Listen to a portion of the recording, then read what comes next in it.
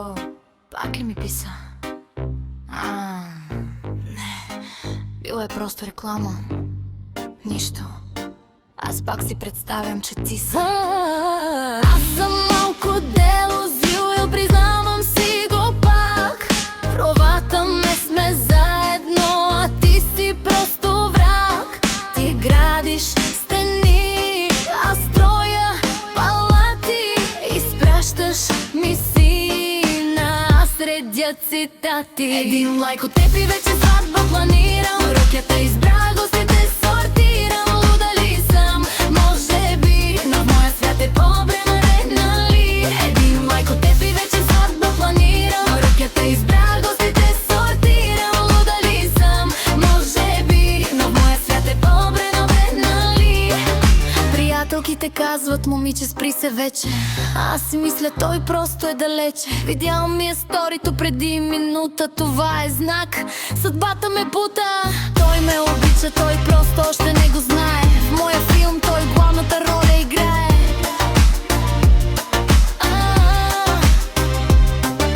Проверих ти хороскопа ми, пасаме си идеално. Нищо, че ти името не ми знаеш реално. Ти си зодия Скорпион, аз съм малко към драма. Моята глава, вече сме на гости на мама. Скролвам ти профила от 2009-та. Там си седна друга, коя е пък тая клета? Няма значение, аз съм май керекта тук. Ти си моят бъдещ съпруг, макар и малко ред флаг. Звук.